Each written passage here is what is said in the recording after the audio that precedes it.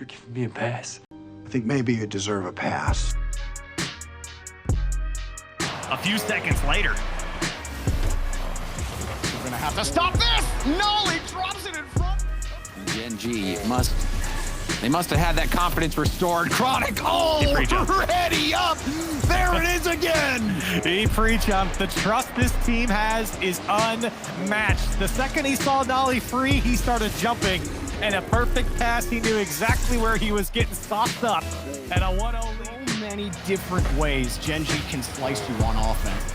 And they'll do it. They'll use every single tool in the arsenal. The three-man pass! The three-man slice! And G2 are cut up! The three-man weave on offense. Jack to Nolly, Nolly to Chronic. And it's a 1-2-3 right in the box. G2. Gen.G have delivered yet another dominant performance to start off the winter split, coming fresh off the heels of winning the fall major. Apparently Jack, Nolly, and Chronic return to prove once again that the North American region runs through them.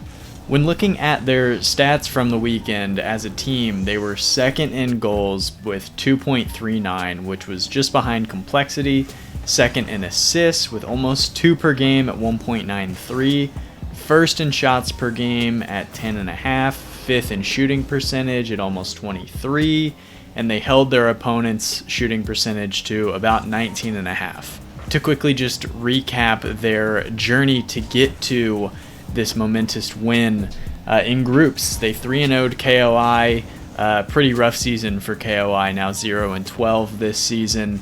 Almost perfect swept Dignitas, and Dignitas looked really great this weekend, so beating them 3-0 and only allowing Dignitas 1 goal is a pretty big win. And they did lose to Complexity 1-3 in groups, and Complexity looked excellent this weekend until they were, rolled in the grand finals by Gen.G in the redemption match. If you want to learn more about Complexity and what their split is looking like, I just made a video kind of outlining their story arc, so you can check that out above. And in the playoffs, a nice little warm-up against a crew, 3-1. Furia, they beat them 4-1, a Furia team that was, looking to prove a lot to start the split. They beat them 4-1 in pretty dominant fashion, and then they destroyed G2, who honestly looked like they might have been the best team in the tournament up until, that point in time. A real exclamation point to close out that series. They beat them 6-1 in Game 4. And then they beat Complexity 4-1 in the grand finals to win their 3rd straight RLCS event. If you go back to the Fall Regional 3, the Invitational, and the Fall Major, that's now 3 straight wins for Gen.G. They caught some flack. There were some memes that were created about them, turning it on in the playoffs when they were a little weaker in groups. Yes, they, lost to Complexity, and then they...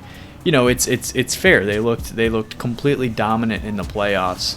Their goal and assist numbers leapt substantially. They went up in every core stat as a team, and some of their differential numbers took massive jumps as well. If we're looking at goal differential, they hopped from a 0.2 differential over their opponents in the groups to a 0.89 in the playoffs. Games like that SmackDown against G2 to close the series out certainly boost the numbers, but still, massive explosion there. Assist differential absolutely erupted. They were 0.1 plus 0.1 differential in groups. They hopped up to a 0.78 in the playoffs, and a really big part of that was Nolly. I have some tweets kind of outlining some of the specifics of Nolly's statistics over the weekend. If you want to go over and check me out, give me a follow there. There's some more outlining there, but briefly, in this event, there were 7 instances of players having 3 assists in a game, and the only player with more than 1 instance was Nolly, who hit the 3 assist mark in 2 separate games.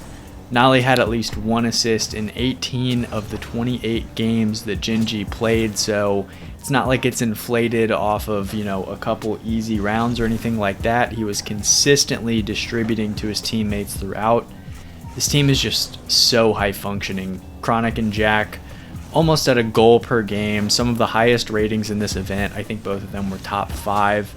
Chronic had one of the best save totals in the tournament. I mean, they just play off each other so well. Like some of the, clips that I added in the intro montage there, they seem to just never overcommit to poor plays. They'll pull off of a play if, it seems like the percentage chance of winning that exchange is really low. It's something that apparently Jack does a ton. I mean, it's not just about creating high quality attempts, and they create those in spades, but it's also about converting high quality looks, which is something that Gen.G do at an exceptionally high clip. This season, if we're looking at NA and EU, they are third in shooting percentage, only behind FaZe and Carmine Core, and those are two pretty great teams to be in company with. Gen.G is third with an incredible 25.45% shooting percentage. They're number one in goals per game at 2.38, and they're tied with FaZe on that. They're fifth in shots per game at 9.3, and they are the only team in North America and Europe to be in the top 5 in both shots and shooting percentage. So like we were saying before, creating a lot of high quality looks, but also converting as well. Their 1.7 assists per game is second, and it's only a touch behind FaZe.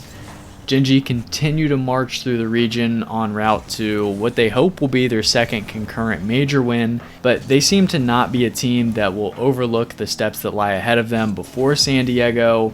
They still have 2 more regional events to go. I mean, they have made every single grand finals that we have had this season. And what do you guys think? Is this something that they can do again? What are your expectations of this team for the rest of the winter split? Do you think any team in North America can touch them? If so, who do you think that is? Let me know in the comments below. As always, guys, thank you so much for taking the time. I hope you have a great rest of your day. And until next time, take it easy.